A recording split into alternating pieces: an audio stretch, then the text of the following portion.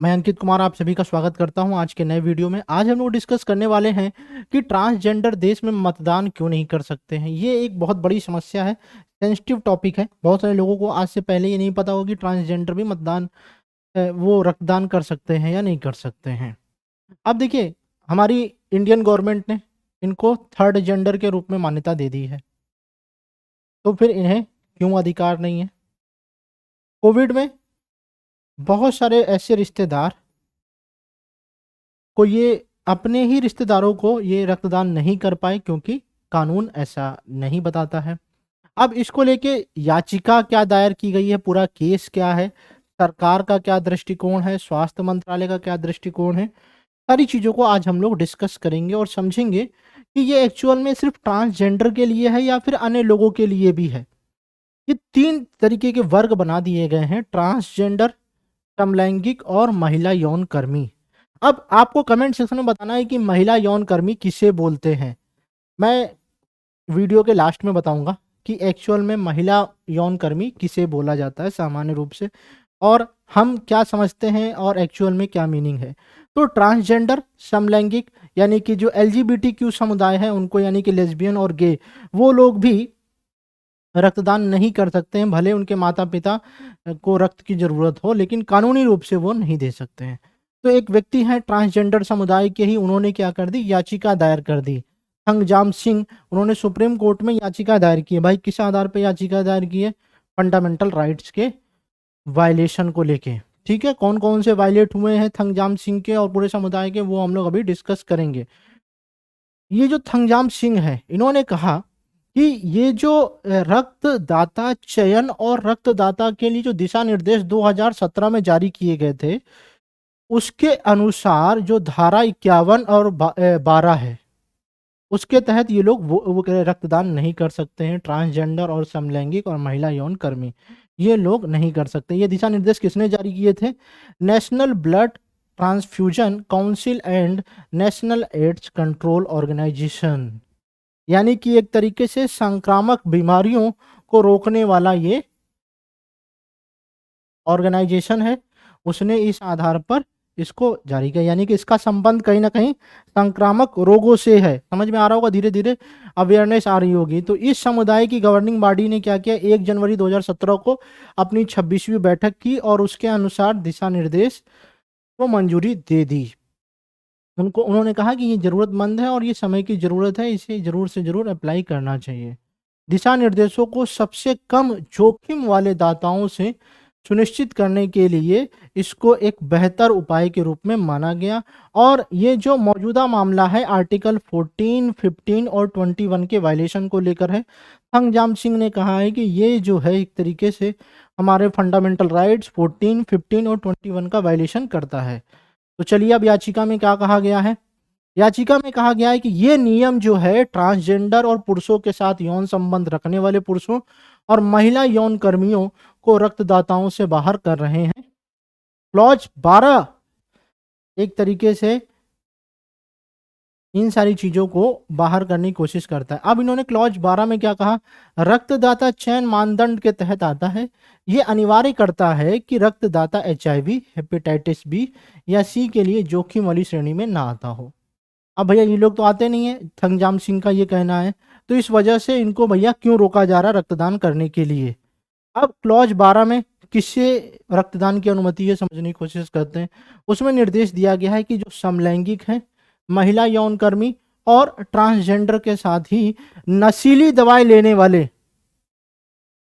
जो नशीली दवाई लेने वाले हैं और कई यौन साथी रखने वाले किसी दूसरे हाई रिस्क बीमारी से ग्रसित लोग भी इस हालत में, इस स्थिति में रक्तदान नहीं कर सकते हैं। यानी कि अगर कोई भी नशीले दवाइयां लेने वाला व्यक्ति है, उसको तो सर्टिफिकेट लगाना पड़ता है बहुत रेयर टू रेयर केस में, तब जाके वो वोट कर सकता है और उसको अप्रूवल लेना पड़ेगा, तब जाकर वो रक्तदान कर सकता है। क्वालिफाइड डॉक्टर से आपको फिटनेस सर्टिफिकेट लेना पड़ेगा, फिर उसके बाद आपको परमिशन होगी। क्लॉज 15 के तहत जो HIV संक्रमण है उसके जोखिम में आने वाले लोगों को जो है ना स्थायी रूप से रोक लगाई जाती है। इन्हें कभी भी रक्तदान करने की अनुमति नहीं दी जाएगी, ऐसा कहा गया है। अब याचिका क्या कहती है? याचिका में कहा गया है कि जो ट्रांसजेंडर और समलैंगिक व्यक्ति हैं उनको रक्तदान से रोकने वाले 2017 के दिशा निर्देश संविधान के खिलाफ हैं। आपको पता है कि 2017 में सुप्रीम कोर्ट का आदेश आया था, उसके आधार पर ये खिलाफ है, ऐसा थंगजाम सिंह का कहना है। किसी भी लैंगिक पहचान और सेक्सुअल ओरिएंटेशन के आधार पर इस तरह का बहिष्कार पूरी तरह से गलत है। बिल्कुल सही बात है।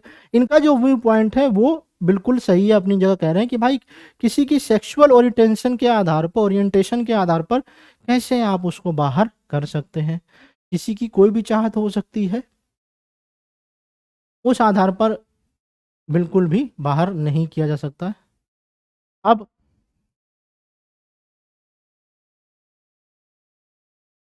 व्यक्तियों को उनकी यौन वरीयता के आधार पर स्थायी रूप से बाहर करना, ये एक तरीके से उनके समानता के अधिकार का उल्लंघन करता है।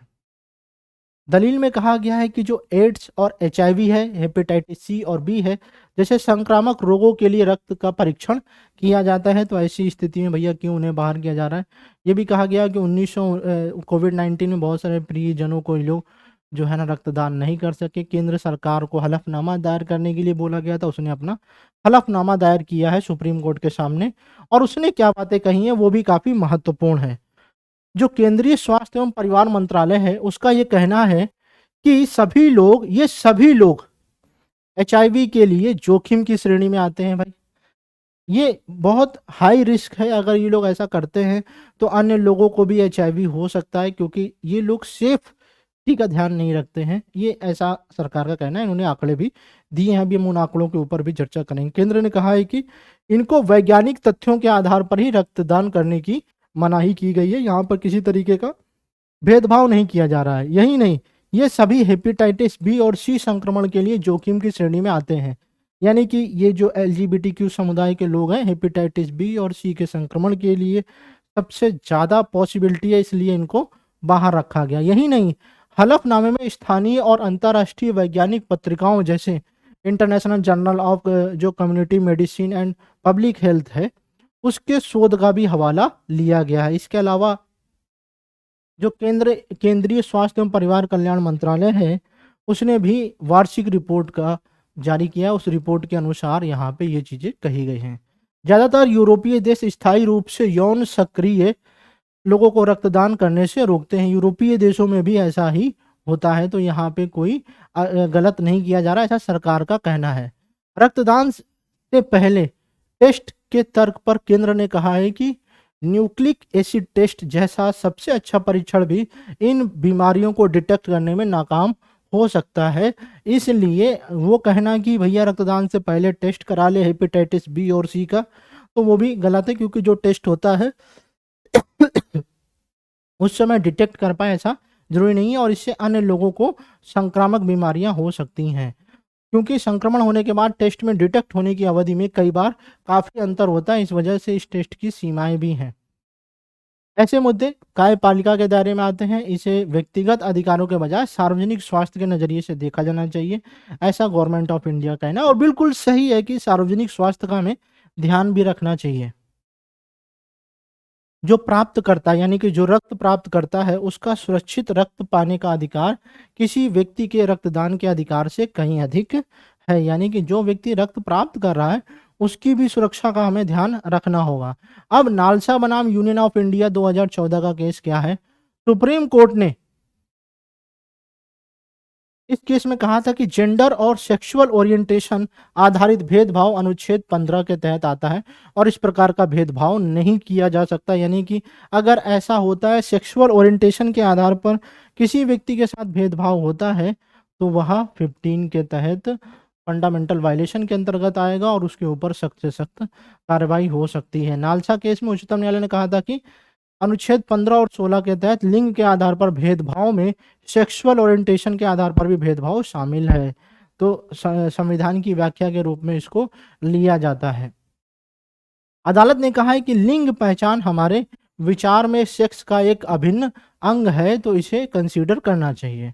फिर अगला फैक्ट हम लोग जानने की कोशिश करते हैं। लिंग पहचान के आधार पर किसी भी नागरिक के साथ भेदभाव करना बिल्कुल ही गलत है, क्योंकि इन्हें तीसरे जेंडर के रूप में पहचान कर ली गई है। और वही नहीं, नवतेज सिंह मामले में अदालत ने कहा था कि एलजीबीटी समुदाय को अपराधी बिल्कुल नहीं माना जा सकता। अगर जो अपराधी मानता है वह एक तरीके से कानूनी उल्लंघन करता है। और इसी केस के आधार पर जो धारा 370 है उसका उसको जो है उल्लंघन बताया गया था, यानी कि उसको एक तरीके से असंवैधानिक घोषित कर दिया गया था अनुच्छेद 14, 15, 19 और 21 के तहत। ठीक है, तो यानी कि ये एक तरीके से नल एंड वॉइड है आज की डेट में। ये धारा समलैंगिक संबंधों को अपराध की श्रेणी में रखती थी, इस वजह से इस धारा को शून्य घोषित कर दिया गया है। किस आधार पर ये फैक्ट हमें पता होना चाहिए? अनुच्छेद 14, 15, 19 और 21, क्योंकि इसके आधार पर लोगों के साथ भेदभाव किया जाता था और इसे जो है अपराध की श्रेणी में माना जाता था। यानी कि ये जो एलजीबीटीक्यू समुदाय था वो धारा 370 के तहत अपराधी होता था। अब आज की डेट में ऐसा नहीं है, क्योंकि सुप्रीम कोर्ट ने नवतेज सिंह मामले में ये बताया था कि ये धारा जो है ना शून्य घोषित की जाती है, क्योंकि ये 14, 15 और 21 का उल्लंघन करता है। इस प्रकार से मैंने आप लोगों को बता दिया कि ये क्यों वोट नहीं कर सकते हैं, इस समुदाय के अपने व्यू पॉइंट क्या है, गवर्नमेंट के क्या व्यू पॉइंट हैं, और आप क्या सोचते हैं इस घटना को लेके। क्या ट्रांसजेंडर समुदाय को वोट करने रक्तदान करने का अधिकार होना चाहिए? अभी मैंने महिला यौन कर्मी के बारे में बात की थी। महिला यौन कर्मी किसे बोलते हैं? वेश्यावृत्ति से जुड़ी जो महिलाएं होती हैं उन्हें महिला यौन कर्मी बोला जाता है। उम्मीद करता हूँ कि आप लोगों को आंसर मिल गया होगा। अगर फिर भी कोई डाउट है तो ज़रूर आप मुझे बता सकते हैं। अपने ओपिनियन आप मुझे ज़रूर बताएं कमेंट सेक्शन में कि ट्रांसजेंडर को रक्तदान करना चाहिए या नहीं करना चाहिए, और करना चाहिए तो क्यों, नहीं करना चाहिए तो क्यों। Thank you so much.